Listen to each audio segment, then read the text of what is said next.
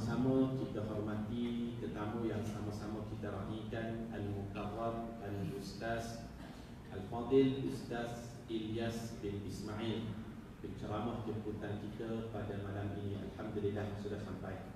Kemudian yang sama-sama kita kasihi Ayahanda Al-Fadil Tuan Haji Zakaria bin Mahdewa, pengerusi Masjid Sayyidina Ali Karramallahu Wajhah, barisan imam, seterusnya ahli jawatan kuasa Masjid Sayyidina Ali, para alim ulama, muslimin, muslimat, cik-cik, puan-puan, yang kecil tak disebut nama, yang besar tak disebut pangkat dan jawatannya.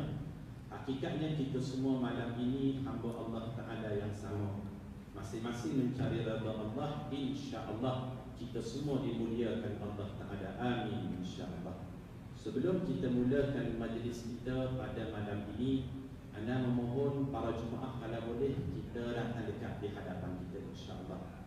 Bersama kita yang sebelah kiri ana kita dekatkan lagi, yang sebelah kanan pun kita dekatkan lagi. Kita penuhkan saf yang berada di hadapan ini insyaAllah. Dan Alhamdulillah ana mewakili jawatan kuasa Masjid Sayyidina Ali mengadu-ngadukan kedatangan Al-Fadil Ustaz Ilyas bin Ismail, dan insyaAllah pada malam ini akan dibicarakan tajuk berkenaan dengan keluarga sakinah, keluarga sakinah, impian kita bersama insyaAllah. Tanpa memanjangkan kalam, ana serahkan majlis kita pada Al-Fadil Ustaz untuk mudahkan bicara pada malam ini insyaAllah. Falyatafaddal mashkura.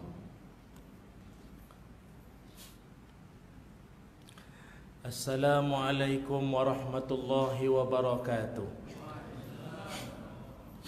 Bismillahirrahmanirrahim.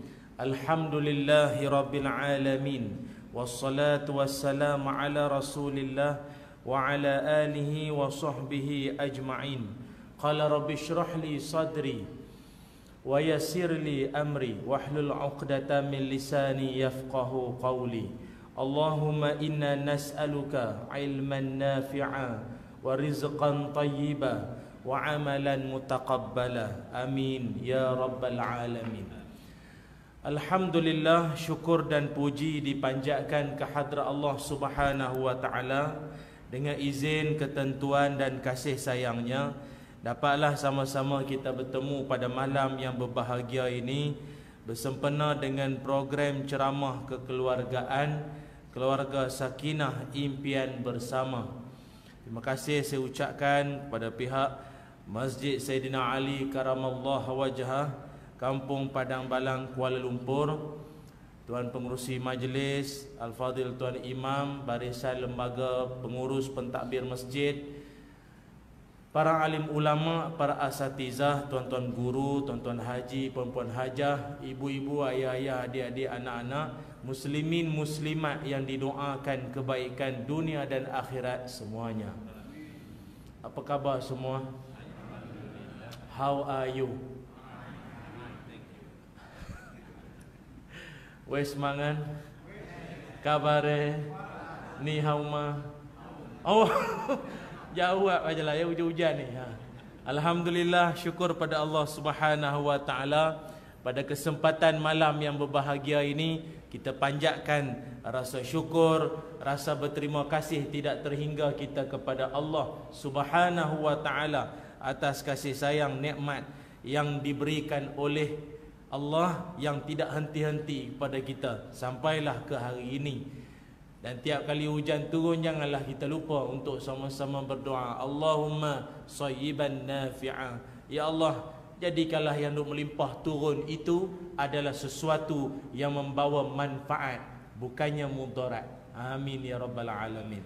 Tuan-tuan yang dirahmati Allah sekalian, bila kita menyebutkan berkaitan tentang keluarga sakinah, impian bersama ataupun impian semua, kita tidak lari daripada ayat Al-Quran di mana Allah Subhanahu wa taala berfirman dalam Quran. Kata Allah dalam surah Ar-Rum ayat yang ke-21, firman Allah, a'udzubillahi minasyaitonirrajim, ومن آياته أن خلق لكم من أنفسكم أزواجا لتسكنوا إليها وجعل بينكم مودة ورحمة إن في ذلك لآيات لقوم يتفكرون. Sadaqallahul azim. Kata Allah, dan di antara tanda-tanda yang membuktikan kebesaran, kekuatan dan rahmat Allah, Allah menciptakan kamu kaum lelaki, isteri-isteri dari jenis kamu sendiri, supaya kamu bersenang hati dan hidup mesra dengannya. Dan dijadikan di antara kamu suami isteri jua perasaan kasih dan sayang, belas dan kasihan. Sungguhnya ia mengandungi keterangan yang menimbulkan kesedaran dan keinsafan dalam hati-hati orang-orang yang berfikir. Surah Ar-Rum ayat 21. Pada ayat ini yang seringkali dibacakan oleh asatizah berkaitan tentang keluarga bahagia ini, terdapat 3 elemen penting, iaitu yang pertamanya iaitu elemen sakinah. Yang kedua disebut mawaddah. Yang ketiganya rahmah. Sakinah, mawaddah, warahmah. Samara. Jadi keluarga yang bahagia mesti ada banyak samara ataupun asmara. Senang. Ini nak ingat sikit. Kena banyak asmara sikit dalam rumah tangga tanpa mengira batasan umur. Jadi keluarga bahagia itu sekali lagi kita sebut apa? Sakinah, mawaddah, warahmah. Ulama tafsir membincangkan apakah pengertian sakinah, mawaddah, warahmah. Sakinah artinya sebuah keluarga yang kalau gaduh macam mana sekalipun berhenti daripada mencari bahagia di luar, lalu selesaikan kembali di dalam rumah. Kan ada orang kadang dia gaduh-gaduh dengan orang rumah, dia keluar cari ketenangan, kedamaian di luar ke, ataupun dia bawa keluar masalahnya tu. Faham tak? Untuk orang luar tahu, update di Facebook, cerita dengan semua orang, baru bergaduh dengan suami saya tu adalah keturunan King Kong. Semua dia beritahu semua, bergaduh kena tampar semua, ambil gambar, WhatsApp group semua viral habis taman, semua tahu.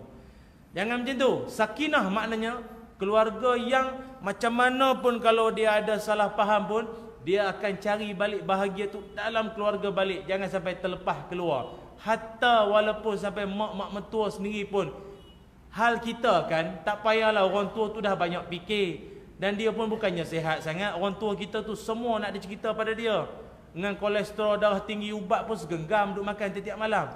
Kita duk cerita lagi masalah. Tak boleh. Dia kalau boleh kita ni cerita yang baik-baiknya. Kau hidup dengan lelaki kau macam mana? Okey mak. Makan apa? Makan ayam. Padahal bayam. Jauh tu. Janji mak tidur lena lah. Mak tak payah fikirlah kami ni. Tahulah kami nak settle. Sakinah. Yang kedua namanya mawaddah. Kata ulama, mawaddah ini maksudnya cinta yang semakin bertambah, makin meningkat tahun perkahwinan kita, makin sayang. Dia ada makin sayang. Dia makin sayang, bertambah rasa sayang. Tapi kalau makin tambah tahun perkahwinan, makin meluat tu tak berapa nak ada mawaddah tu. Dia mawaddah ni dia kena makin tahun tu makin sayanglah kat dia tu. Dia soal rupa parah tu cerita lain. Rupa parah ni, alah ustaz cakap yang realiti lah. Dah bertambah umur tak kalah nak sayang sangat. Muka pun dah tak berapa macam kenal dulu dah. Tuan-tuan pernah tengok tak orang walaupun dah berumur jalan pegang tangan? Pernah jumpa tak? Orang kampung Padang Balang ada buat macam tu? Dan mengaku hebat. Tapi saya pernah jumpa, ni pengalaman peribadi lah. Saya pernah jumpa ada pasangan couple dah berumur lah. Orang masjid, Pak Haji tu pun umur dah 7 series lah, 70-an lah. Dia tutup lampu, nak balik dah. Dia tutup lampu masjid semua. Dia panggil orang rumah dia. Dia panggil B dia panggil. Astaghfirullahalazim. Orang rumah dia panggil B. Dah, dia pun suara volume tak berapa nak clear sangat. Dah 70-an dah. B macam tu bunyi dah. Jadi saya kata, Haji, power lah Haji panggil orang rumah B. Apa pula Ustaz? Yalah, romantik lah. Tak ada, memang isteri saya nama Habibi. Oh, bini dia memang nama ingatkan baby, tu jadi B. Saya tak tahu kot tuan-tuan panggil rumah apa, baby ke anja ke baby shark, saya tak tahulah. Dia makin bertambah, dia ada makin sayang. Dia makin sayang. Memang kita akui, orang lelaki, orang perempuan, kalau dari sudut luaran rupa paras, makin meningkat umur, makin tak berapa nak, kalau nak ikutkan lah, tak berapa sangat dah mandi dengan muda-muda. Orang perempuan umur kalau 20-an dipanggil mengancam. Duduk di mana-mana bus stop, orang sweet-sweet, piwik kalau umur 20-an. Tapi kalau start perempuan, kalau naik 30-an, dia panggil apa? Dia panggil macam-macam. Cucuk sana, dia cucuk sini, tempek-tempek tu, macam-macam lah. Tapi bila dia naik 40 nak ke 50, semacam sengih dia pun macam bibir dah macam ikan emas dah, macam tu bibir dah. Dia naik 60 terancam. Biasa umur tu banyak suami dah meninggal dah, kena kacau sedia. 60-an terancam sikit, penyamun masuk rumah semua dah. 70-an susah nak cam. Dia susah nak cam sikit. Kadang duduk di bus stop pun tak tahu nak beza dah. Kalau pelakon pun kalau 70-an tu dia tak ada dah berlakon jadi anak dara dah. Dia jadi nenek kebayan, jadi membantu rumah opah tu gitulah. Injek semua, lari semua orang. Nah itu. Tapi kalau ada mawaddah dalam keluarga, walaupun umur makin bertambah, makin sayang. Makin sayang. Itu bukti dia. Dan yang ketiga, rahmah. Rahmah ini kata ulama, iaitu sifat kasih sayang tanpa mengira apa jua masalah yang dilalui. Sayang ni tanpa ada batasan. Macam contoh ada orang, saya sayangkan awak selagi awak setia pada saya. Saya sayangkan awak selagi awak ni sihat. Awak jatuh lumpuh, tak ada dah. Saya tak mau nak duduk dengan awak dah. Tak larat jaga awak, menukar pampers siang malam, tak larat. Tapi kalau rahmah, walau siapa pun awak, mere tumse biar kau tengok. Wow, ayat Shah Rukh Khan dah. Dia saya cintakan awak sangat-sangat. Itu namanya rahmah. Macam kita kan tuan-tuan dalam keluarga, mana ada keluarga yang tidak ada ujian. Hidup tidak selalunya indah, langit tak selalu cerah, suram malam tak berbintang. Itulah lukisan alam. Ada siang, ada malam, ada suka, ada duka, ada riang, ada sedih. Semua yang berumah tangga pasti akan ada ombak pasang surutnya. Mungkin bentuk masalah macam-macam. Ada pasangan mungkin kadang-kadang masalahnya dengan ibu mertua. Suami pun kadang minta maaf dengan isteri, minta maaf lah sayang, mak abang ni memang macam tu sikit. Tak apa abang, tak apa. Sayang okey aja. Mak abang macam tu tak apa-apa nak buat. Sayang hadapi saja. Demi syurga yang dinanti. Oh, boleh macam tu solehah sungguh. Ada tak orang sini macam tu? Oh, dia standby dah. Saya ingat tuan-tuan malam ni mengaku je lah ya. Mengaku pasal rakaman ni. Tidak. Tu masuk live. Ataupun kadang-kadang berumah tangga diuji Allah dengan tak dapat zuriat. Menikah dah lama tak dapat zuriat. Macam mana? Apa perasaan? Perasaan masing-masing kalau ikut. Habis kalau ke sana kemari orang tanya, mana ni cahaya mata tak ada kan? Tak pun orang yang tak kenal, anak berapa orang? Mula rasa lain. Sedih. Lah kali jumpa doktor bagi tahu Encik Ahmad, isteri tak boleh mengandung. Itu kelang sudah tutup. Tak boleh situ, tak boleh dah, dia tak itu tak boleh nak keluar lah. Dia tak ada gas, tak ada lah, senang faham. Gas tak ada, tak boleh hidupnya. Jadi apa macam Encik Ahmad? Oh sedih. Isteri dia pun dengar, suami pun dengar. Isteri pun cakap dengan suami dia, abang, kita pun dah sama-sama dengar apa doktor cakap. Saya tahu abang memang nakkan sangat zuriat. Oleh kerana itu bang, dia bosa semua dulu. Dia hinguh dulu. Orang kerap tengok drama dia boleh menjiwai. Oleh kerana tu bang, sayang izinkanlah. Tuan-tuan pun nampak mata terbeliak lah. Katakanlah. Sayang izinkanlah abang balik dulu. Oh, balik dulu. Ingat satu lagi tu nak bagi borang dah lah. Sayang bagilah. Yang izinkan abang untuk menikah lagi satu.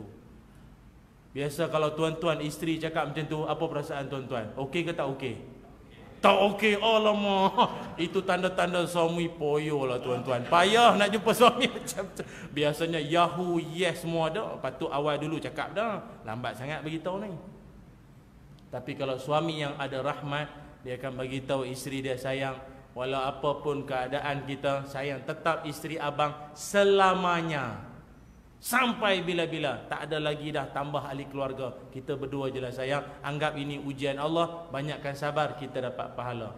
Itu namanya sedikit sebanyak sifat rahmat lah. Dia hati tu ada rela sikit. Tapi payahlah nak jumpa macam tu, payah sikit lah. Tapi kalau boleh buat, rahmat. Sebab tu dia nombor 3, dia tahap tertinggi punya. Ataupun seorang isteri, tiba, ni banyak kes macam ni. Saya pun, tuan-tuan yang ada Facebook, banyak viral kes-kes macam ni. Seorang isteri, kawan dia bau kematian suami. Dia offer suami dia, bang, tolong kahwin dengan kawan baik saya tu, bau kematian suami. Nanti dia habis edah, kita sama-sama jom masuk minang dia. Saya kawan baik dengan dia bang. Saya kesian kat dia, suami dia meninggal, anak baru seorang. Macam mana bang, boleh? Suami pun terkejut. Sungguh ke yang? Sungguh bang. Abang nak tak nak sekali je ni. Lepas ni tak offer dah. Oh boleh. Tuan-tuan bolehlah berdoa agar, tanyalah isteri tuan-tuan, tak ada ke suami yang meninggal mana? Suruh dia, kawan-kawan baik dia apa kalau. Tapi nampak gaya tuan-tuan ni golongan bertakwa semua ni. Jadi tak payahlah saya nak offer sangat. Tahu takwa? Takut bini tua. Itu maknanya ya. Okey. Jadi oleh kerana itu, asasnya ialah keluarga itu nakkan kebahagiaan itu dengan cara yang bagaimana. Pasal hari ini kita menyaksikan tuan-tuan, kadar perceraian di tanah air Melayu, di tanah Melayu Malaysia kita ni tercinta ini tuan-tuan, sangat menakutkan. Kadar perceraian secara rumusnya ialah setiap 15 minit satu perceraian. Bukan Maldives, Malaysia. Setiap 15 minit satu perceraian. Saya dah mula ceramah pun dah berapa minit dah ni, satu perceraian di Malaysia. Yang kita duk cakap sana sini tentang isu perceraian ni, apa masalahnya? Masalahnya ialah mangsanya ialah anak-anak. Tuan-tuan cuba tengok berapa banyak kes-kes jenayah jubana anak-anak muda hari ni. Bila tangkap, tanya mana bapa? Tak ada. Mak? Tak ada. Cerai habis. Bercerai habis semua. Budak dadah, tanya mana bapa? Tak ada. Bapa lari hilang mana. Habis mak pun tak tahu, kerja pasal malam niaga betul-betul hilang, tak tahu mana. Balik kadang tak balik, tidur rumah kawan mana. Abang kakak ramai tapi tak tahu, saya tak tahu. Tu akibatnya. Sebab itu kita nak menyeru, mana-mana pasangan yang ada ke arah itu, dah ada pening-pening nak ke arah itu, bawa bincang balik. Fikirkan masa depan anak-anak. Kadang sedihlah kita tengok umur 40 lebih baru nak bercerai. Alah, dah menikah lama tu baru nak fikir nak bercerai. Kesian masa depan anak-anak. Anak-anak kalau mak bapak dia berpisah, dia jadi malu jumpa kawan. Orang sign report card, mak bapak datang sign. Dia mak bapak pun tak ada, datang abang sulung lah. Mak bapak bergaduh tumbuk. Asal mak datang, mata lebam sebelah ni. Esok belah ni pula lebam. Silap belah sini pula. Cerita Piramli pula. Silap lebam belah mana pula. Bertukar-tukar lebamnya tu. Kesian tuan-tuan. Banyak kes-kes jenayah macam tu. Sebab itu kalau kita tengok hari ni, kadar jenayah pun meningkat akibat daripada keruntuhan masalah rumah tangga. Bergaduh habis. Habis kalau dah bergaduh, mana semayang dia? Mana didikan agama dia? Siapa nak ambil tahu tentang mandi wajib dia, semua agama dia? Siapa nak ambil tahu? Sebab itu kadang yang kita takut budak-budak dadah ni, bukan kita takut dia datang cucuk kita. Kau makcik-makcik balik mayang subuh gelap-gelap, dia terkam kita dalam semak tu. Dia cucuk kita dengan dadah. Dadah makcik. Makcik tu, aduh aku dah dadah dah. Bukan, yang kita takut kesan pengambilan dadah. Dia tak berapa jadi orang. Mak dia pun dia tetap tambah mak orang, apa dia peduli? Baru ni kan ada satu kes, dia tetap sepupu dia. Kes nak ambil rantai tu. Rantai mahal, pasal mahalnya rantai tu nak beli barang benda tu lah. Aduh tuan-tuan, dulu kan heboh ada satu kes tu kan, yang budak dadah dia masuk rumah warga Mah mana itu ni. Dia masuk, dia ikat. Warga Mah itulah, pakcik-makcik itu dua-dua orang kena ikat. Kesian dia orang tuan-tuan. Parang semua siap. Makcik, bagi duit. Makcik tu pun berani jawab, tak ada duit. Rumah besar takkan tak ada duit. Memang kata tak ada duit. Makcik jangan banyak menjawab. Makcik menjawab, saya tetap sembelih makcik. Kau sembelih, kau bunuh aku mati syahid. Lain macam lah makcik ni. Lain macam dia berani pula jawab. Mati syahid pula dia cakap. Nyamun tu pun dia budak dadah kan, pening-pening, wire tak apa nak betul. Jadi dia pun berani. Makcik nama apa? Berani sangat ni. Nama apa? Nama aku. Yalah makcik dah teman makcik lagi dah. Nama apa? Nama aku Khadijah. Kenapa?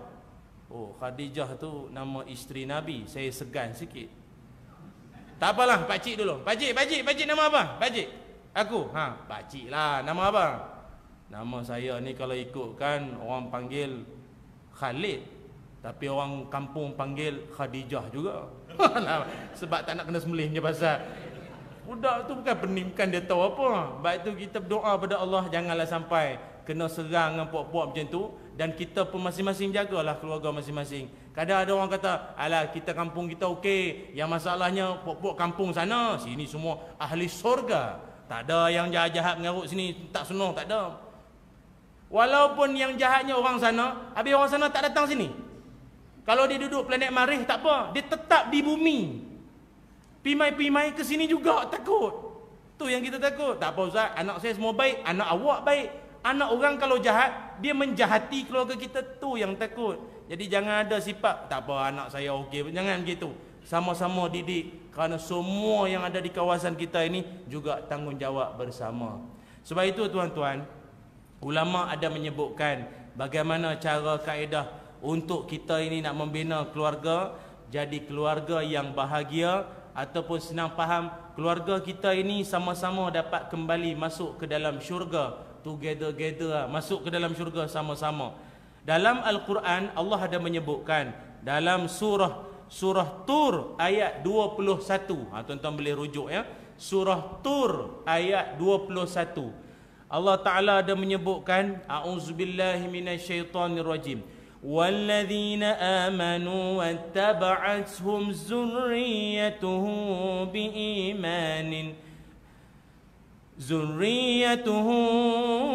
بِإِيمَانٍ أَلْحَقْنَا بِهِمْ ذُرِّيَّتَهُمْ وَمَا أَلَتْنَاهُمْ مِنْ عَمَلِهِمْ مِنْ شَيْءٍ كُلِّ امْرِئٍ بِمَا كَسَبَ رَهِينٌ.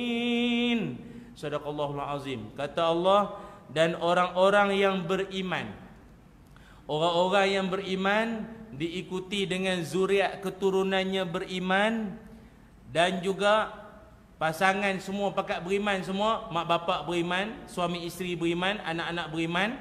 Apa Allah akan buat? Allah akan himpunkan mereka ini semua kembali di dalam syurga. Ini janji Allah. Maknanya kita semua Allah akan temukan balik dalam syurga, dengan syarat satu keluarga kena pakat jadi orang beriman. Jadi ayah, janganlah kita saja yang duk sibuk datang masjid. Bila lagi nak ajak anak-anak tu datang sama? Mari ajak, bawa. Kerap sungguh suami isteri putih-putih, dua naik motor tu bergerak macam tu. Rajin gelap-gelap datang semayang subuhnya, isyaknya semua. Tapi anak di rumah tak boleh begitu. Nak masuk syurga sekeluarga. Ada orang tanya baru ni, habis tu Ustaz, saya nanti ni dengan isteri saya, suami saya semua, kalau kami semua beriman boleh? Iyalah, Allah Ta'ala janji kan. Janji semuanya kena beriman lah. Semua kena beriman. Ada seorang makcik tu dia kata, Allah Ustaz, makcik ni ada 3 suami. Astaghfirullahalazim. Tak adalah dia mati kahwin lah. Oh, ingatkan at the same time 3 orang power. Jadi Ustaz, Nanti kalau makcik mati masuk syurga, jumpa dengan suami yang mana? Jumpa dengan suami yang mana satu? Nak jumpa yang mana satu, Ustaz? Agak-agak tuan-tuan. Tuan-tuan tak ada masalah, bidadari dah cukup dah. Akak-akak belakang tu. Dapat jumpa yang mana satu, Kak? Akak selepasnya hidup, habis suami you semua takdir Allah umur pendek semua, meninggal. Akak je hidup. Jadi nanti masuk syurga dapat jumpa dengan suami yang mana? Menurut beberapa hadis, yang walaupun hadis-hadis ini dibahaskan ulama, hadis-hadisnya kurang kuat dari sudut sanad dan rawinya itu, tapi ulama menyimpulkan ada 3 perkara. Dengar baik-baik. Kok mana-mana akak-akak jenis suami memang ramai ni, umur panjang. Yang pertama sekali kata ulama, isteri tersebut akan bersama dengan antara suami yang paling baik akhlaknya. Antara 3 tu mana paling baik, paling bagus, comel punya perangai? Satu. Yang kedua, sama ada dia akan bertemu dengan pilihan yang dia sendiri pilih. Akak boleh buat pilihan akak? Boleh pilih. Pilih. Dan yang ketiga, isteri tersebut akan bersama dengan suaminya yang terakhir. Tu yang saya beritahu makcik tu. Suami makcik yang terakhir. Yang terakhir. Kalau boleh tak naklah yang terakhir tu. Nak yang sulung dulu ni, yang nombor 1 tu baik. Yang terakhir ni tak berapa sangat. Dia kata dia makcik macam ni lah. Makcik mati dulu, lepas tu masuk dalam syurga bincang dengan malaikat. Kau timah dengan malaikat tu bincang elok-elok. Jangan bincang dengan saya bukan, saya pun belum tentu ni. Itu bagi isu orang perempuan lah. Habis kita lelaki-lelaki macam mana pasangan kita? Pasangan kita macam mana tuan-tuan? Don't worry. Wahurun ain, surah Al-Waqi'ah. Kita akan dipertemukan Allah dengan bidadari penyejuk mata. Orang perempuan menyampah bidadari tak habis. Tapi akak-akak di belakang sana, sungguh pun kami semua yang beramal soleh akan dapat bidadari sekalipun. Bidadari kami ini semua, Nabi sendiri menyebutkan, antara bidadari paling cantik dengan isteri yang paling solehah, mana darjat paling tinggi? Mana? Isteri? Tahu dah. Cuma belum meninggal je lagi. Isteri solehah tu darjat lebih tinggi daripada bidadari. Ialah dia sanggup bangun semayang malam, siapkan baju-baju abang butang aku mana pah semua, gosok baju, bangun kalau bulan Ramadan bangun sahur, masak pagi-pagi semua. Bidadari tak ada tu semua. Dia sanggup buat tu semua. Dia pangkat lagi tinggi. Maknanya tuan-tuan nanti masing-masing semua pakat dapat bidadari yang datang duk gosok kuku ke, duk shampoo rambut ke, urut tapak kaki semua kan. Sekarang tak boleh, urut tapak kaki kena tangkap bersama amoy semua. Nanti syurga boleh bidadari urut semua. Tapi bidadari itu semua ketuanya siapa? Isteri kita yang solehah. Macam mana bang? Boleh? Maknanya ustaz dia ikut sekali lah masuk syurga. Lah. Tak boleh ke ustaz? Isteri kita tu dia pergi syurga lain. Ustaz tak larat dah jumpa dia tu. Gaduh. Dan tuan-tuan pun nampak muka menyesal juga malam ni. Aduh, ikut juga. Tak apalah tuan-tuan, seperti saya sebutkan tadi lah, bincang dengan malaikat lah benda ni semua. Bincang dengan malaikat. Bincang malaikat nanti nak. Apa salahnya? Dalam syurga mana ada cemburu, tak ada gaduh. Syurga tak ada gaduh, bukan je bumi. Gaduh manjang kan? Tak ada gaduh nak raya mana semua, tak ada dah. Syurga. Dia akan datang pula bersusun nanti semua bidadari dan juga isteri kita tu tuan-tuan ya. Balik bincang elok malam tu ya. Baik, jadi itu kita akan dipertemukan semula. Habis tu ustaz ni, yang anak-anak pula macam mana anak-anak? Anak-anak pula lagi untung. Siapa? Yang lebih-lebih lagi orang yang anaknya itu meninggal sebelum baligh. Belum baligh lagi dah meninggal dunia. Maaf ya, contoh. Kena langgar kereta ke, lemah dalam lombong ke, mandi lemah pantai laut Tasik, swimming pool mana lemah, mati tercekik tersedak susu, kan meninggal masa kecil. Itulah golongan-golongan yang dipelawa oleh malaikat semua. Masuk, adik-adik semua masuk syurga, masuk. Kata anak-anak tu semua, kami nak tunggu mak ayah kami nak masuk sama-sama ke dalam syurga. Jadi bagi mana-mana tuan-tuan yang mungkin diuji Allah, anak meninggal masa kecil, perlu ada rasa redha dan bangga kerana anak-anak tuan-tuan sudah tunggu di pintu syurga. Tapi kalau dia tengah hidup ni, janganlah bunuh, biarlah dia hidup, tuan-tuan. Nyemak di rumah tengok TV siang malam, tunggu di syurga lah. Jangan tuan-tuan bunuh tuan-tuan pula tak ke syurga nanti. Jadi kata ulama, ada beberapa amalan yang mana amalan ni kalau tuan-tuan buat, insya-Allah keluarga kita akan bahagia. Saya cakap yang mudah-mudahan saya juga buat. Apakah amalannya tuan-tuan? Banyak, ada 160 semua. Malah kita kongsi mana yang sempat. 160 ni 2 minggu ceramah kita ni. Jadi kita mana yang sempat je malam ni tuan-tuan ya. Yang pertama, ulama mencadangkan kita ni kalau dalam rumah tangga, untuk agar menjadi bahagia, seronok, aman, tenteram, tidur lena, bahagia semua, amalkan yang pertama sekali, wujudkan suasana memuji. Puji. Dalam keluarga rumah tangga ni, budayakan suasana tu memuji. Dia memuji ni bukan apa, pasal kita ni dalam kehidupan, orang yang sering kali dapat pujian ni maksudnya pujian yang betul lah. Bukan kan ada orang membodek, itu cerita lain. Ini puji memang ikhlas punya pujian ni semua ni. Anak kita tolong kita, ataupun anak kita dapat keputusan cemerlang, puji, tahniah apa semua sebagainya. Baik itu Syekh Nasihul Wan, dia menyebutkan rumah tangga yang bahagia sekurang-kurangnya mesti mengamalkan 3 kalimah. 3 kalimah ni budayakanlah dalam rumah kita tuan-tuan. Apa dia kalimah-kalimah tersebut? Yang pertama sekali, kalimah minta tolong. Cakap dengan anak sulung, bang, tolong ambil penyapu ya, tolong ambil penyapu kat abah jap, tolong. Daripada tuan-tuan, menyapu. Mana bah?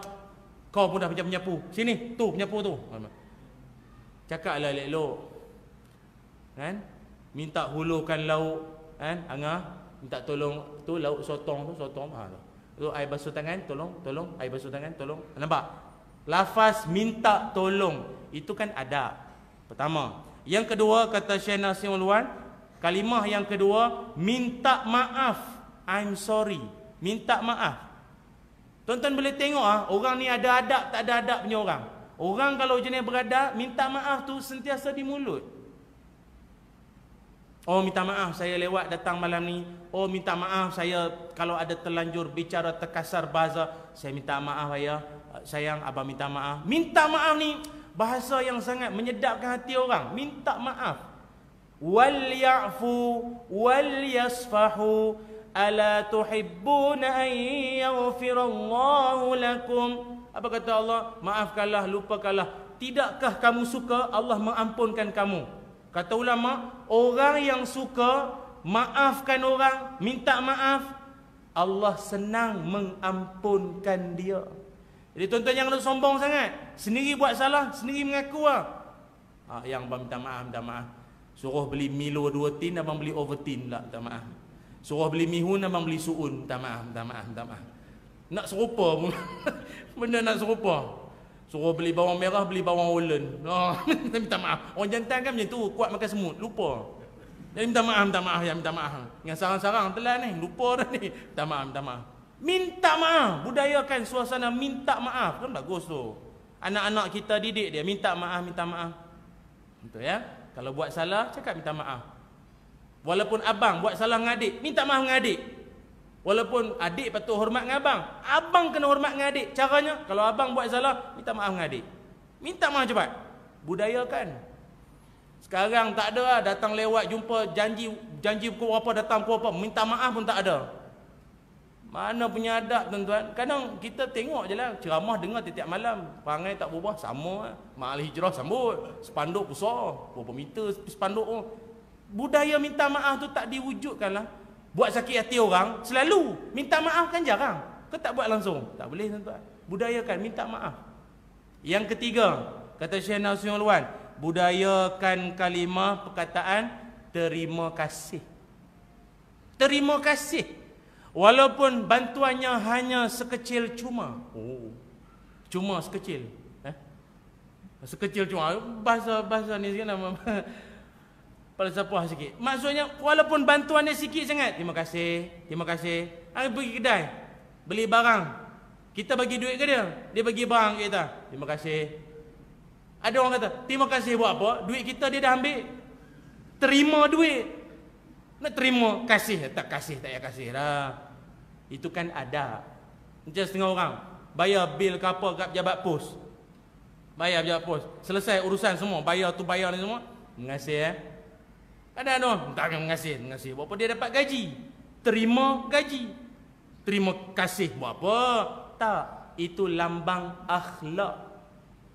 Dengan Allah kita syukur, dengan manusia kita berterima kasih. Biasa orang lelaki ni bak terima kasih memang saya tahu. Tuan-tuan memang ringan mulut terima kasih.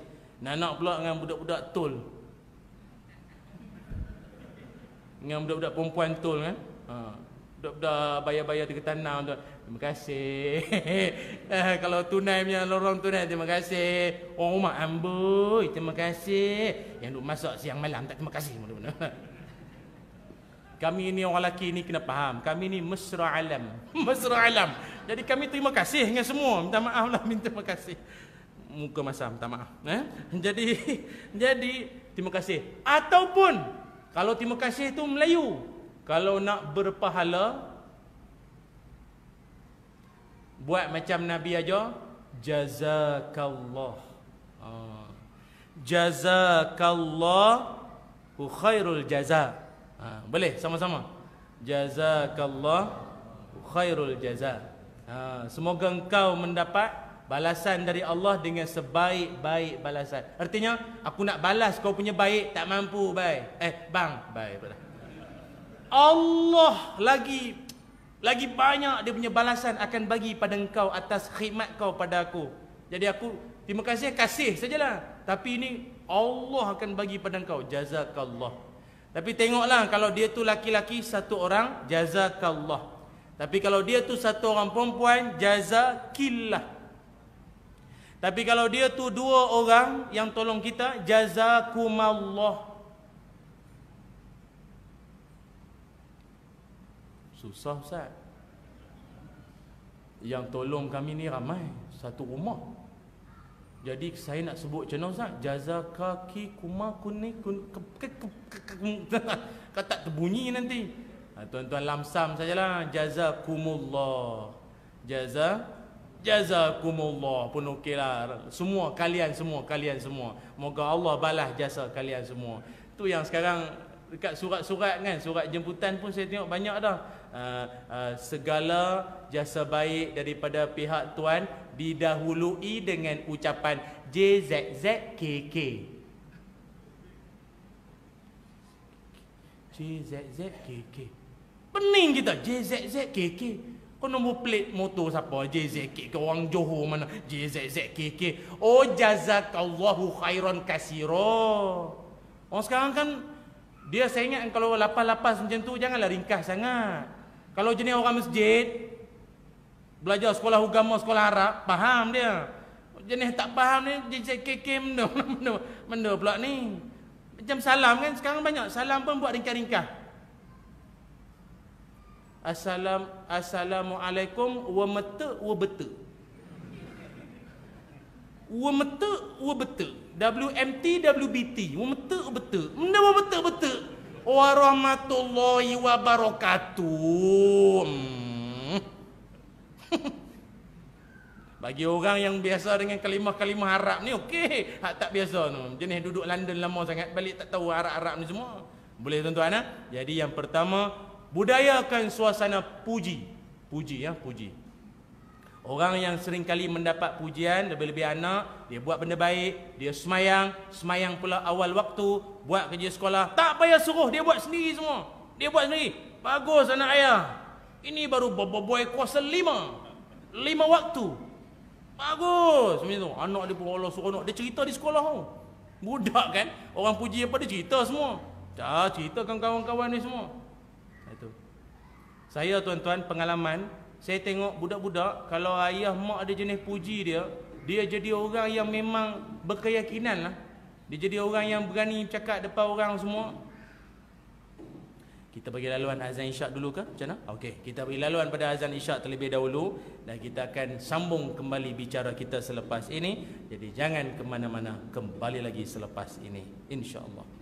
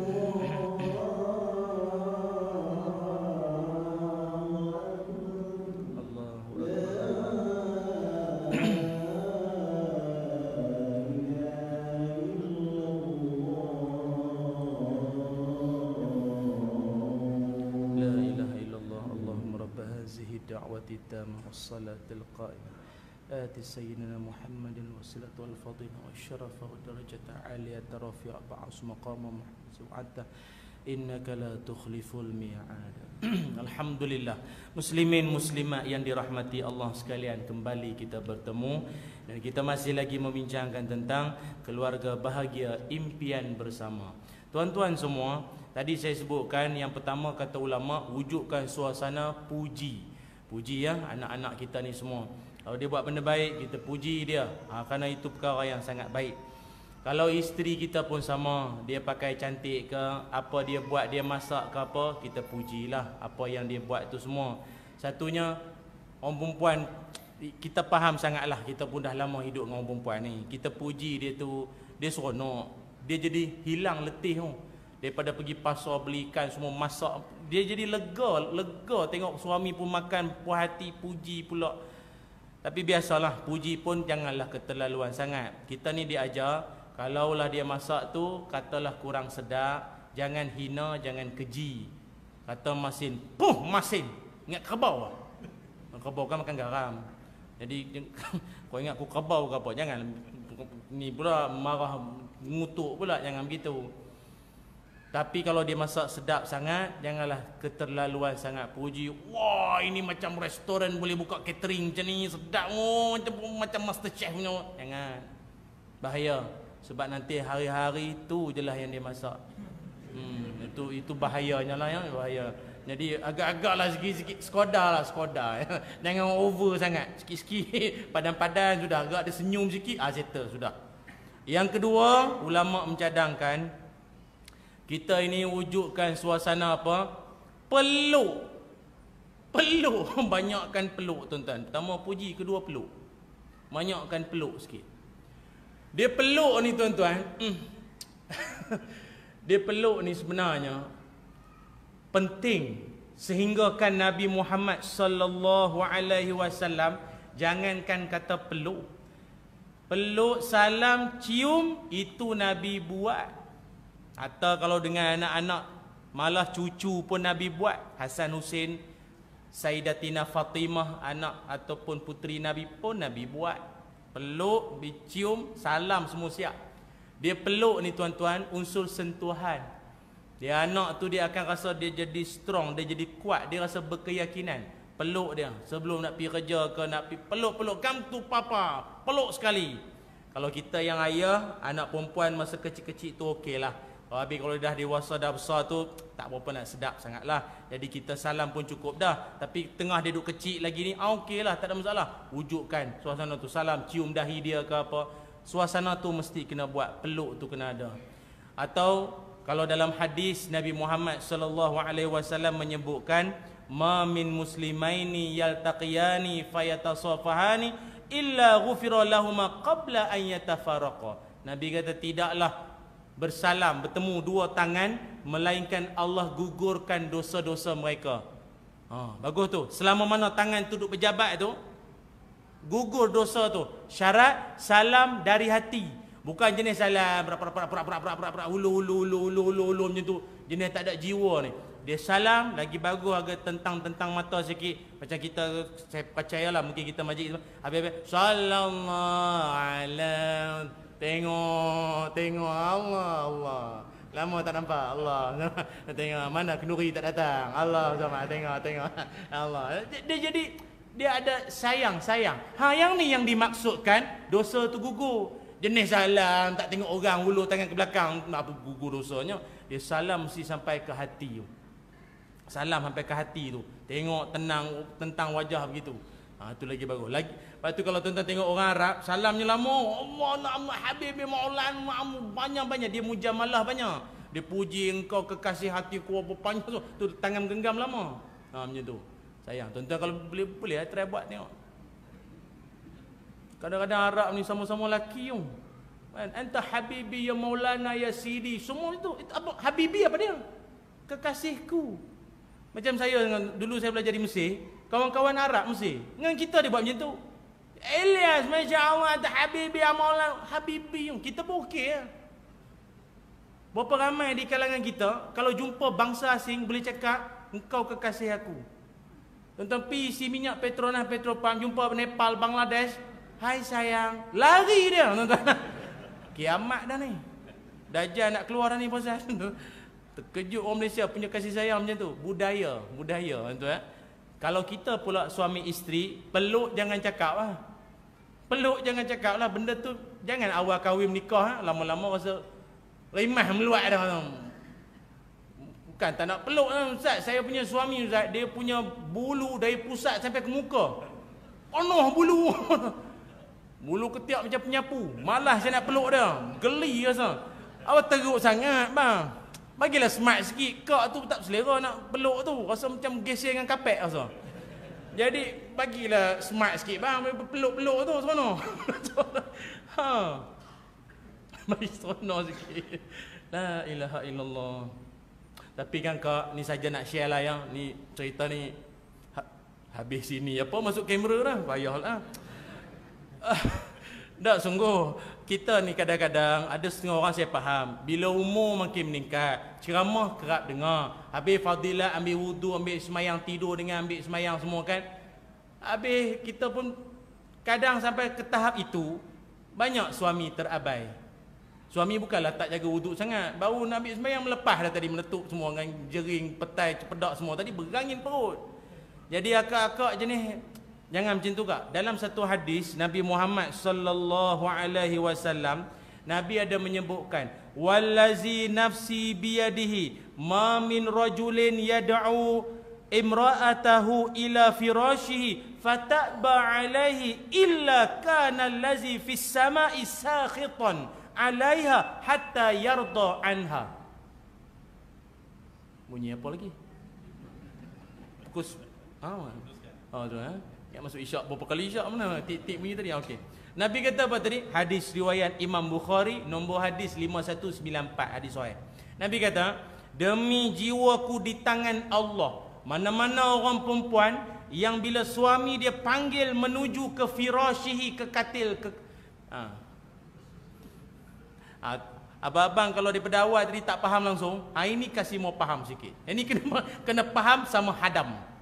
Nabi kata, tengok Nabi kata habis, tak boleh kata apa dah. Nabi kata, mana-mana suami bila dia panggil isteri dia datang ke katil, lalu isterinya fataba alaih, enggan, tak mau entiah, tak mau dia buat bunyi-bunyi macam tak mau, enggan, tak mau.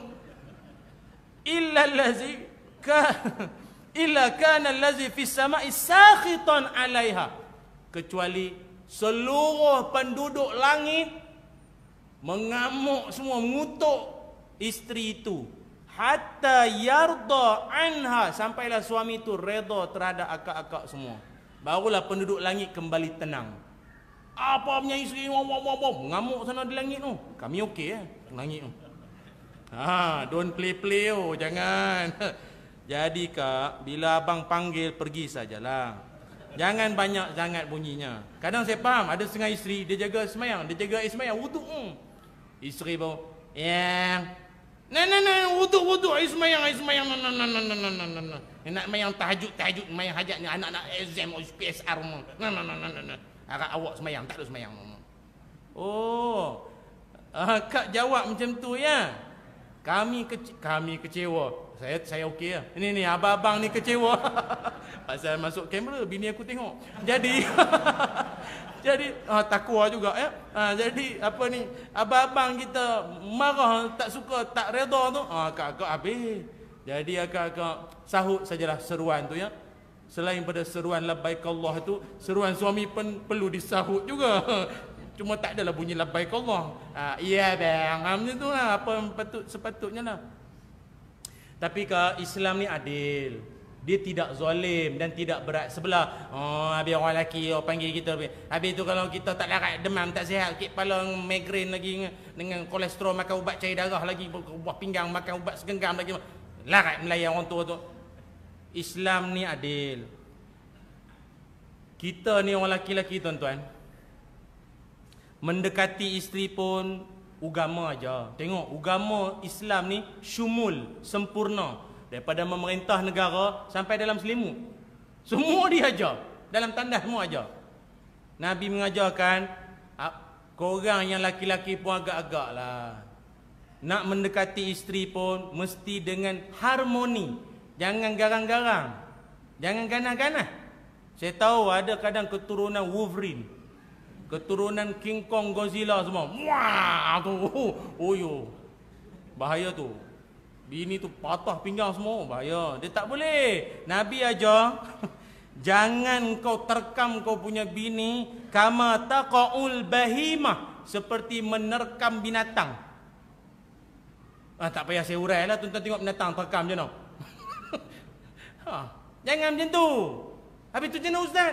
Nabi mengajarkan mesti dimulai dengan al-qubulah wal kalimah. Ada cium-cium dulu, sembang-sembang small talk dulu, macam tu. Buka album gambar kahwin dulu, buka balik. Hitam putih pun buka je lah. Buka tengok gambar, ingat tak ni, hantaran tertinggal satu dulu, ingat. Keluarga awak lah ni sibuk sangat, mak awak tu saya layan. Dia jadi ada seronok-seronok dulu, barulah ni. Jangan mengarah itu, bahaya tuan-tuan ya. Jadi yang kedua, peluk. Jadi sesuai juga ya, musim-musim hujan ni boleh. Yang kedua, peluk. Bantal peluk hilang, carilah yang hidup. Itu yang kedua. Yang ketiga, ada budak bawah umur sini. Tak berapa ramai, tak apa ya. Semua kena tahu pasal ni keharmonian kan sama-sama kita. Yang ketiga iaitu ulama menyebutkan agar keluarga kita bahagia ini wujudkan suasana dipanggil apa tau? Menghargai. Menghargai ni sama ada dalam bentuk hadiah, kejutan, belanja makan, luang masa. Macam tu. Surprise ke apa? Dia surprise tak semua benda mahal.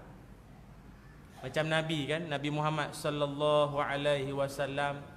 Nabi pun kadang-kadang Nabi bagi hadiah pada isteri-isteri Nabi. Isteri Nabi kan 11 orang. 11 orang.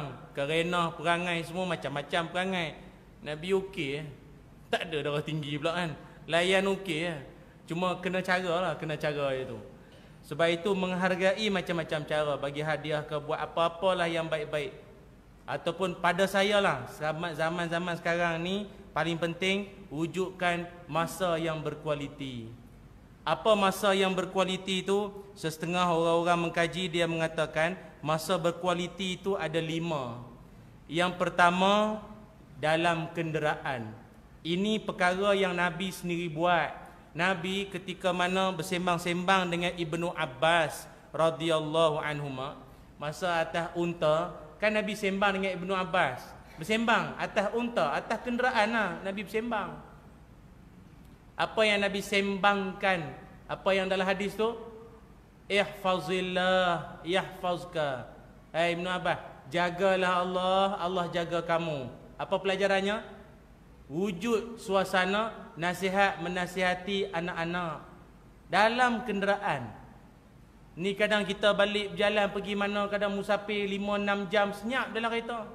CD tu kat 10 kali dah ulang. Lagu pun boleh hafal dah. Radio habis siaran dah. Tak menyembang, sunyi dalam kereta. Jangan begitu, ada sembang-sembang lah sikit. Kerana tak tahu tak sembang langsung. Kadang batu bagi alasan, tak ada masalah, sekarang mak bapak semua sibuk. Apa sibuk? Dalam kereta tak ada sibuk. Sembang lah. Hello, macam mana sekolah? Okey. Cikgu macam mana? Cantik? Cantik pula. Belajar okey, cikgu mengajar okey, faham? Macam tu lah. Cikgu cantik, bapak tu pun. Tanyalah apa-apa yang betul, mengetahui perkembangan anak-anak kita. Lepas tu ayah pun jenis ambil tahu sikit pelajaran anak-anak tu. Tanya soalan-soalan subjek dia, tanya sikit. Itu sebenarnya walaupun kita pun tak ada belajar subjek tu dulu. Bukan tak nak belajar, bapak tak ada duit. Tu yuran tak dibayar tu. Tapi kita jenis begitu, bersembang dalam kereta. Saya pernah sekali tuan-tuan dulu, alhamdulillah lah, isteri saya ni jenis tak tidur dalam kereta, jenis menyembang. Dan sembang-sembang dia pun jenis susah nak tidur lah, soalan-soalan dia tu. Payah nak tidur lah kadang-kadang soalan dia. Bagus juga, hilang mengantuk. Daripada tuan-tuan beli kacang rebus kat sebungkus tak ngantuk juga. Kacang kuda penuh kulit dalam kereta. Isteri saya kadang kalau dia sembang soalan dia, susah nak lena. Abang kalau lepas ceramah ada tak perempuan ajak gambar? Soalan tu kan tak mengantuk tu. Tak ada, tak berapa ada sangat. Kalau ada pun makcik-makcik ya apa. Anak makcik tak ada. Mula nak rasa kalau boleh dia tidur pun tak apa. Macam tu. Jadi sembanglah dalam kereta, bersembang, banyak bersembang. Aduh tuan-tuan. Jadi itu yang pertama, ya, dalam kenderaan. Yang kedua, ketika mana anak maupun pasangan nak tidur, sembang lah. Masa nak tidur kan, tenang-tenang. Masa orang panggil apa? Bukan dah tidur, tak ada apa dah. Ni macam mamai-mamai nak lelap tak lelap, menguap dah 10 kali dah macam tu. Macam mana nak gambar kan? Macam tuan-tuan sekarang lah, macam ni. Macam tu lah. Sembang lah. Sembang dengan anak-anak. Aloh, tadi mama minta maaf lah, tadi mama marah sikit ke apa, geram. Jangan buat macam tu depan adik. Malu. Abang tu sulung. Adik tengok, nanti adik tiru. Jangan marah anak depan adik-adik dia. Nanti adik tak hormat ke abang. Abang pun kena marah pada muka. Nanti abang nak nasihat adik, adik tak dengar dah. Abang tak payah nasihat lah. Abang pun kena marah dengan mak. Dia jangan macam tu. Cakap biar budak dia makin besar, dia ada rasa apa? Maruah. Dia ada malu. Tuan-tuan, marah anak-anak depan semua orang, apa ingat dia tak ada malu ah? Dia tak ada malu ah? Malu ah. Malu, benci bapak. Benci ah. marah depan orang. Macam tak ada rumah nak cakap. Kedai makan, perempuan ambil handphone hempah. Apa buat macam tu? Saya pernah nampak dulu tuan-tuan, anak dia makan apa tu, what's that animal? Apa? Natai ke apa dia tu? Apa? Mami apa tu? Mami monster apa tu? Jajan tu lah, jajan. Bapak dia jenis pantang anak makan jajan ni.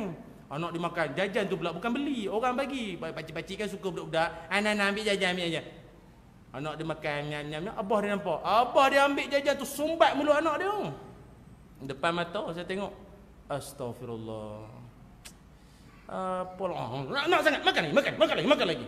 Dia bapak tu percayalah, kadang kat rumah tak macam tu pun. Kadang nak tunjuk depan orang lah. Nak tunjuk kau tu naga sangat.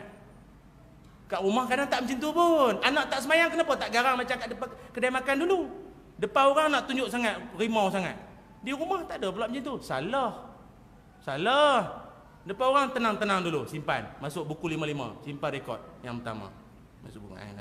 Nanti malam ingat, nanti malam. Bagi ceramah sikit malam ni. Pam. Sebelum tidur. Kena ingat. Itu caralah tuan-tuan ya. Yang ketiga, ketika mana tengah beriadah, sama ada beriadah tu jalan-jalan makan angin ke bercuti ke apa, itu hati tengah seronok. Yang keempat, ketika mana waktu makan ni tuan-tuan, sekarang ini saya ingat, kalau paling-paling tidak pun weekend, hujung minggu, luangkanlah masa makan sama-sama sekejap. Makan sama-sama. Masak lauk simple pun tak apa, telur pun tak apa. Memang telur lah semua. Memang telur. Masak kicap, rebus, masak lemak, telur semua. Tak ada masalah. Janji dapat makan duduk. Mak kita dulu masak sedap sangat ke apa? Bagi kita sedap lah air tangan mak. Tapi fikir-fikir balik, simple je lauk mak dulu, ikan kering semua apa kan? Tapi apa pasal kita jadi rapat adik-beradik semua? Makan bersama. Bila makan bersama kan dia ada kasih sayang. Abah minta tolong hulurkan lauk, anak tolong ambil bagi. Anak pula, abah minta tolong ambil. Boleh. Kesian anak ayah nak makan ya. Nah. Isteri pula, abang nak tambah lagi nasi bang. Nak tambah nasi. Sebab abang pun dah nasi tambah tu. Tambah nasi tambah lagi. Jadi ada kasih sayang, nampak? Faham tak?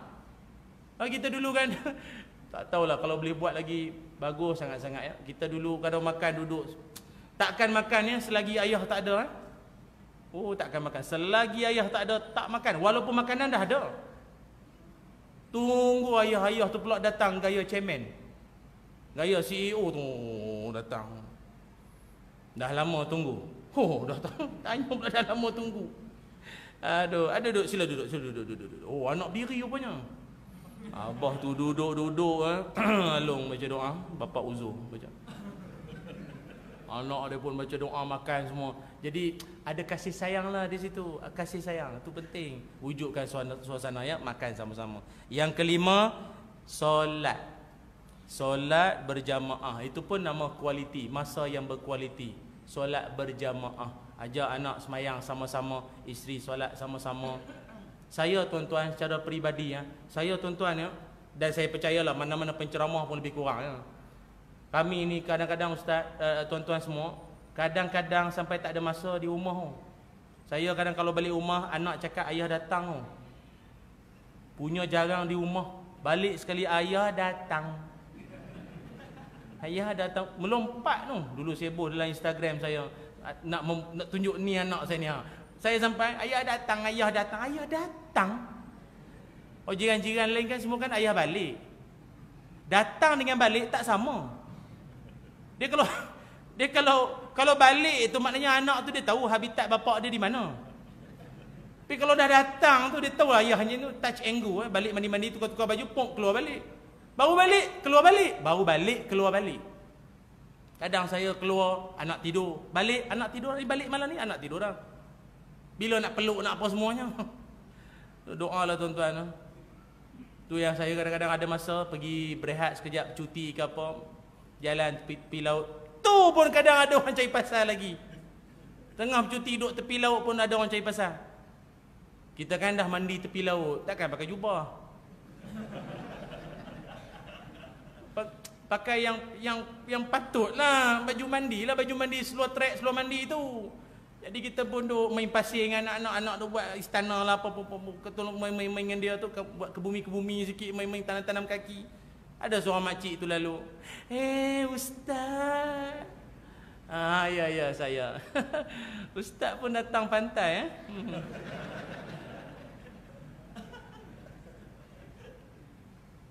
Jadi ustaz ni tempatnya masjid, surau, Mekah, Madinah. Tu je lah ustaz.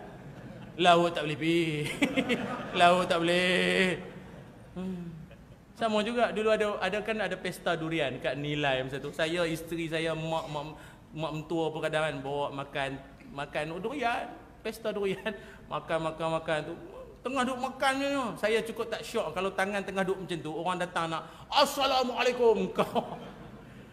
Bagi juga durian lagi. Tangan kotor. Tak apa ustaz. Ustaz pun makan durian Yalah, ustaz kan dia hanya makan kurma, habatus sauda, minyak zaitun, makan lah benda-benda tu je lah, benda-benda sunnah tu lah. Ya Allah. Sian saya ustaz. Sian, kasihanilah kami. Kami pun manusia apa. Balik ke rumah, kan saya ceramah di sini je. Saya ceramah di sini je. Balik rumah, suami dan ayah pada anak-anak habis dah. Tak ada sampai depan pintu, isteri buka pintu, abang, Allah berfirman. Ceramah lagi. Alah, tak habis lagi. Ingat dah habis ceramah, sama lagi. Penceramah. Sian saya tuan-tuan. Kasihanilah kami. Kami pun ada keluarga dan kami pun nak juga nikmat keluarga macam orang lain. Baik tuan-tuan, itu yang ketiga. Yang keempat, ulama mengajarkan kita ni dalam kehidupan, kalau nak bahagia dalam keluarga, mesti juga ada sifat apa? Memahami. Persepahaman, memahami sesama kita. Memahami di sini itu bagaimana tuan-tuan? Artinya apa? Isteri kena faham kerja suami. Dan suami pun kena faham kerja isteri. Masing-masing saya faham. Kadang bila balik, masing-masing rasa, masing-masinglah yang paling penat. Kan? Isteri cikgu sekolah, suami businessman. Bila balik ke rumah, semua muka macam lipas kena spray. Jalan pun slow, tak larat. Saling, kalau boleh, dia nak dia didengari. Penatlah. Ingat awak seorang penat? Kan dia mula gaduh. Mengajar sekolah bukan senang bang. Mengajar sekolah apa payahnya. Mengajar tu tiap-tiap tahun. Subjek tu bukan mengajar benda lain. Saya ni letih. Tak ada klien, tak ada customer, tak ada full loose. Nak makan apa kita? Abang cakap senang, saya tengok gaduh. Sebab itu kena memahami. Dan kita pula dalam konteks sebagai anak-anak pula, keluarga kita, orang tua juga kita kena memahami orang tua kita. Dalam Quran Allah Ta'ala ada menyebutkan, ni saya nak pesanlah pada diri saya dan semua anak-anak yang ada dalam majlis ini atau dalam dalam live yang sedang menyaksikan kita semua ini, tolonglah faham perasaan orang tua kita. Kadang ada anak dia tak boleh faham lah orang tua dia tak boleh faham. Ustaz saya tak faham mak saya besar dia macam tu Jajak tua-tua berumur ni pelik perangai. Permintaan macam-macam. Tak tengah malam minta konektor. Mak tahu tak konektor tu aku tahu lah aiskrim. Dak mak sekarang pukul 2 pagi mak. Mak kencing manis kan? Insulin dah cucuk dah. Dengan insulin apa lagi mak. Tapi mak teringin. Dia macam ni tuan-tuan Kita ni taklah berapa tua sangat. Tapi Allah bagi tahu dah, manusia tahap tingkat umur dia akan ada perangainya sendiri. Tak faham? Allah sebut dalam Quran surah Allah Ta'ala sebut dalam Quran apa kata Allah? Summa ja'ala min ba'di quwwatin dha'fan wa syaibah. Surah Ar-Rum ayat 54. Allah kata, dan manusia tu awal-awalnya kan lemah, baby. Lemah Syekh kena dukung. Nak ke marah masak nasi sendiri tak boleh. Dia lemah, tak boleh. Dan dia akan kuat selepas itu. Dewasa macam kita, semua buat sendiri, datang masjid sendiri, makan sendiri, masak sendiri, sendiri. Tapi kata Allah, hujung usia manusia itu dia akan summa ja'ala min ba'di quwwatin dha'fa wa syaibah. Dia akan kembali lemah dan beruban, dan dia macam perangai budak-budak. Apa perangai budak? Apa perangai budak? Selagi tak dapat, selagi tu duk sebut. Ni masing-masing mak bapak masing-masing tak sama. Tak tahulah apa benda yang diminta tu. Dia tak dapat, lagi tu dia duk sebut. Ataupun dia suka tanya soalan sama. Budak-budak kan suka tanya soalan sama. Sebab tu ada permainan kucing Tom tu. Tanya dia, dia balas balik. Tanya benda tu lah. Apa khabar? Apa khabar? Yang kucing Tom tu. Kau kat mana? Kau kat mana? Mana? Ada. Dia balas balik. Orang tua-tua kan kadang macam tu. Dia tanya soalan sama. Soalan. Jadi setengah-setengah anak dia tak faham. Dia kata, mak ni kan dah bagi tahu dah dulu. Saya ni tak adalah mak tanya. Kadang-kadang soalan-soalan orang tua kita kan, mak kau kerja macam mana? Kerja mak. Tuan-tuan tengoklah, balik lagi sekali kampung, soalan tu datang lagi. Mak kau kerja macam mana? Mak dulu kan dah cerita. Takkan saya kena buat rakaman satu CD menceritakan kehidupan saya, dah mak dengar hari-hari. Dia sebenarnya orang tua-tua ni, dia tanya soalan sama berulang kali. Sebenarnya dia bukan nakkan jawapan yang sama, tapi dia nak tengok adakah anak dia masih sudi nak layan soalan-soalan dia. Kau kan jarang balik, jadi kau sekali balik, mak nak tanyalah macam-macam. Tapi kalau kau tak sudi nak jawab, tak apalah. Orang tua kan macam tu. Jadi setengah anak ada dia tak boleh nak faham. Lagi kesian, jenis orang tua jenis tak ada straight to the point ni. Jenis kalau cakap tu berkiah banyak ni. Kita yang anak-anak ni kena faham, belajarlah memahami. Mak ni rambutan banyak dah keluar ni, bersemuk dah pokok ni. Rambutan banyak keluar ni. Cempedak belakang rumah, mak ingat tak jadi tahun ni. Jadi banyak, mak tak boleh makan banyak. Lepas tu makcik yang sebelah rumah kita ni, itu dia ada tanya kau macam mana, sihat tak sihat, lama tak nampak kau. Sebenar-benarnya mak tu dia nak cakap apa? Mak tu nak cakap apa? Kau tu bila nak balik? Sebenarnya bukanlah durian ke, rambutan ke, cempedak ke makcik sebelah rumah tu. Itu semua mak ni dia segan nak tanya kau bila nak balik. Takut soalan tu menyusahkan anak. Nanti anak susah hati pula fikir cuti, pula balik lagi, mak tanya, baru balik, tanya balik bila lagi. Jadi mak ni gunalah ayat kiasan, wakil lah dekat rambutan, cempedak semua. Tapi setengah anak jenis tak faham, tak tahu tak faham ke, sengaja tak nak faham ke, atau tak nak cuba, tak tahulah. Mak kalau dah cempedak tu banyak mak, saya ingat mak pacak buat niaga tepi jalan mak, buat cempedak goreng mak. Mak daripada melangok tengok go shop siang malam, baik mak pergi jual tu mak, dapat passive income sikit. Mak duduk di rumah sejak ayah tak ada, mak duduk manjang di rumah. Niaga lah mak. Rambutan tu pun benda hitam dah tu, rambutan tu pun. Makcik tu pun mak kirim salam lah kat dia. Saya pun dah lama tak jumpa. Memang jenis menjawab soalan sungguh. Menjawab soalan sungguh, jenis tak memahami. Padahal kan mak dia punya sayang ke anak. Mak ni, minta maaf lah, kami ayah memang takkan faham sampai bila-bila. Mak yang saya respect, mak, ibu, umi, mama, apa panggilan lah apa semua. Ibu ni hebat tak hebat, anak tu, apa anak punya nangis tu dia boleh faham tu. Anak kalau anak-anak kecil-kecil macam mana mak boleh faham baby punya menangis, mak boleh faham apa baby tu nak. Wah, lapar. Ngantuk. Nak peluk, nak didukung. Kita abah tak faham apa. Bagi kita sama, bising. Diam. Boboh sumbat tu. Nyam budak tu. Mak ni tahu anugerah Allah dia boleh memahami sesuatu yang tak jelas tu.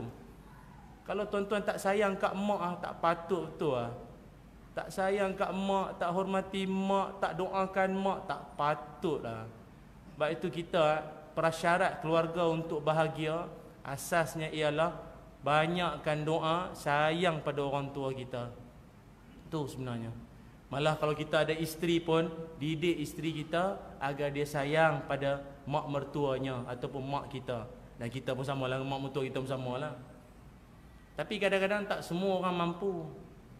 Macam hari ni suasana yang kita tengok, ada setengah orang tua-tua dihantar ke pusat-pusat orang tua-tua ya. Nursing home ke, ada yang dipanggil, ataupun ada dihantar ke pondok-pondok apa semua kan. Kalau pandangan peribadi tuan-tuan, pada tuan-tuan sendirilah, anak-anak macam tu baik ke tak baik? Hantar mak ayah ke tempat-tempat macam tu semua, baik ke tak baik? Kita tak boleh nak cakap pasal kita tak duduk di tempat mereka tu semua. Ada setengah anak memang dia ramai, tapi semuanya ada komitmen anak-anak pun masing-masing. Dan abah ke mak tu pula, kalau dia boleh berjalan sendiri tak apa, jenis duduk atas katil tak boleh bangun dah, kena dimandikan, disuapkan makan, anak semua sibuk. Saya sendiri susah nak cerita ni, pergi cerita je lah. Saya sendiri pun kadang banyak dijemput ceramah di rumah-rumah macam tu, di pusat-pusat macam tu.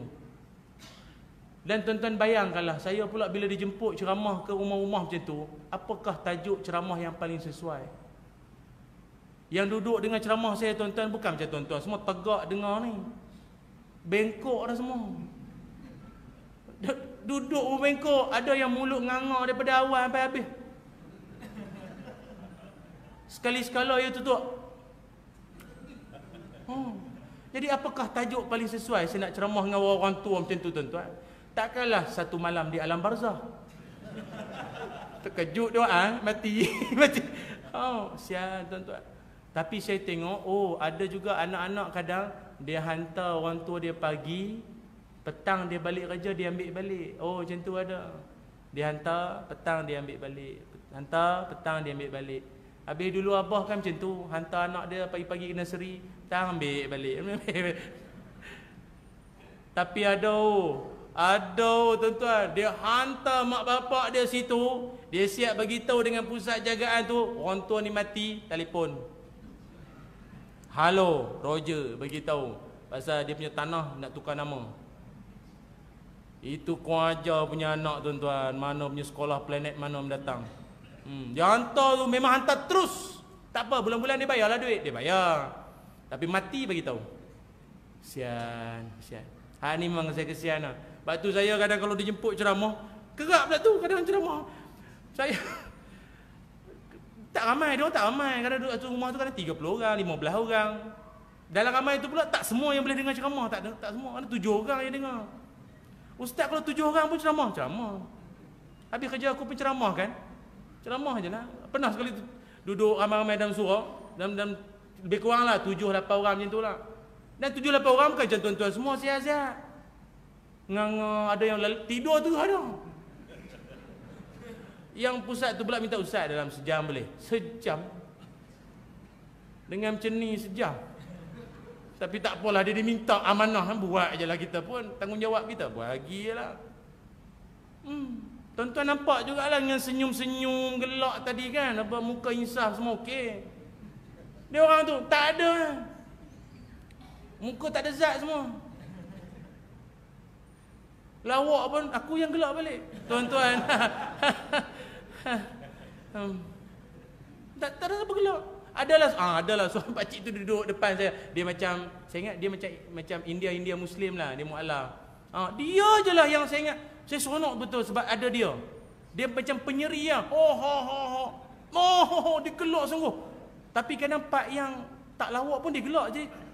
Tapi tak apalah, mungkin tak apa nak sihat kan. Jadi tak apalah, kita pun seronok. Tapi dia okey lah. Habis-habis tu orang pusat tu kata, ustaz, terima kasih lah ustaz sanggup. Orang penceramah lain kadang tak sampai masa ni yang memang. Tapi ustaz, ustaz ni pakcik yang duduk depan ni tadi ustaz, dia memang ceria, dia peka.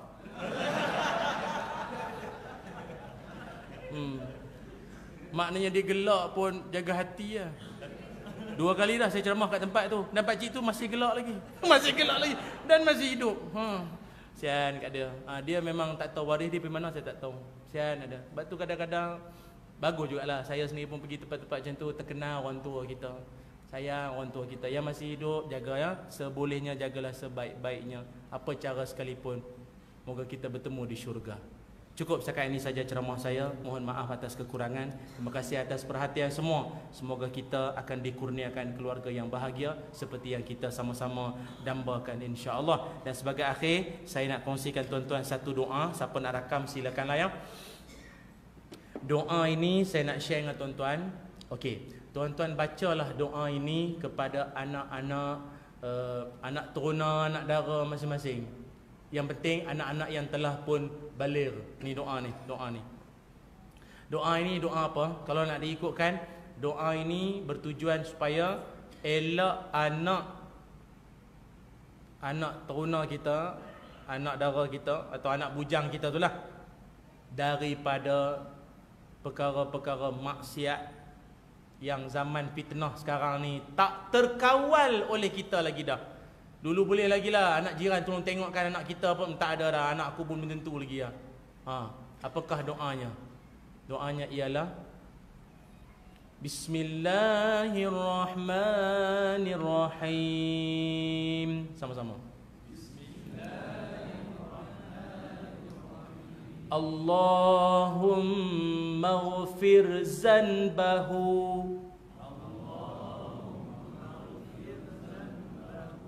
wa tahhir qalbahu wa hassin farjahu. Kalau dia anak laki-laki, kalau dia anak perempuan, hu tu jadi ha lah. Allahumma ghfir zanbaha wa tahhir qalbaha wa hassin farjaha. Amin ya rabbal alamin. Maknanya tuan-tuan baca tu, kalau ikutkan dalam catatan sirah, Nabi letakkan tangan Nabi dekat dada budak tu. Ataupun boleh juga ubun-ubun pun boleh, dada dia pun boleh. Kan? Syarat dia tu dah baligh punya. Kalau anak yang belum baligh, Allahumma faqihhu fid din wa 'allimhu ta'wil. Tu tahulah ya. Atau kalau perempuan, Allahumma faqihha fid din wa 'allimha ta'wil. Tapi kalau yang anak-anak bujang kita ni, bacalah yang tu. Apa maksud doa tu? Doa itu maksudnya, ya Allah, ampunkanlah dosanya, sucikanlah hatinya. Kenapa nak suci hati? Pasal kadang-kadang budak-budak tu hati dia niat macam-macam. Nak bakar sekolah, lari pada rumah, nak tumbuk ayah, nak terajang mak, tumbuk loka, pecah almari, apa semua. Tu niat pun minta Allah bagi clean hati dia. Jangan, niat pun jangan. Apa benda kan mula dengan niat. Niat pun jangan ada, terlintas dalam hati dia. Jangan. Bersihkan hati dia daripada niat-niat jahat. Wa hassin farjahu atau farjaha. Peliharalah kemaluannya, peliharalah kehormatannya daripada zina, rogol, liwat, apa-apa jenayah maksiat yang ke arah kemaluan tu. Allahu akbar. Tolonglah tuan-tuan baca ya doa tu untuk anak-anak masing-masing. Boleh ulang balik doa tu sama-sama. Allah. Tak, saya nak dengar tuan-tuan baca balik. Cuba try. Allah. Humma barik lana fima razaqtana wa qina azabana. Tak apalah, ramai dah rakam tadi tu, buhlah dalam grup WhatsApp tu nanti tuan-tuan daripada membawang ambil benda-benda doa-doa dalam grup WhatsApp tu. Okey ya. Jadi sampai di sini saja. Siapa yang berminat nanti dekat luar sana tu nanti saya ada bawa CD. Dalam CD tu dimuatkan doa-doa Rasulullah SAW yang jarang-jarang kita dengar. Jadi kalau siapa yang berminat nak dapatkan, nanti lepas mayang selesai semualah, ada lo tu, ada CD tu saya bawa. Kalau siapa berminat boleh dapatkan. Dan juga ada ni buku ya. Buku ini alhamdulillah buku yang keempat karya saya. Judulnya Bajet Bagus. Dalam ni himpunan koleksi tazkirah saya lah. Kalau siapa yang berminat nak beli boleh dapatkan di luar tu nanti. Kalau sempat kita sign pada buku lah insya-Allah ya. Sign pada buku lah, bukan pada baju lah. Itu fanatik sangat tu. Buku sudahlah. Okey. Bismillahirrahmanirrahim. Allahumma salli ala sayyidina Muhammad wa ala ali sayyidina Muhammad.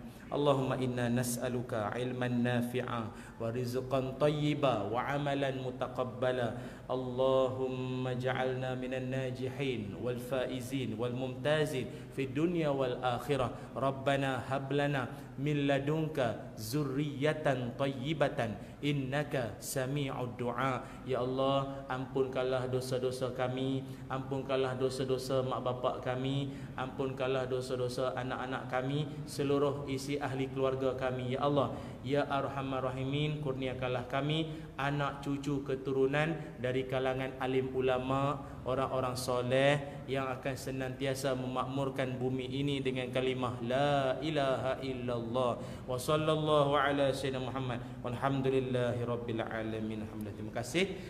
Satu lagi, kalau siapa yang berminat lah selesai nanti semua, ada sahabat saya dia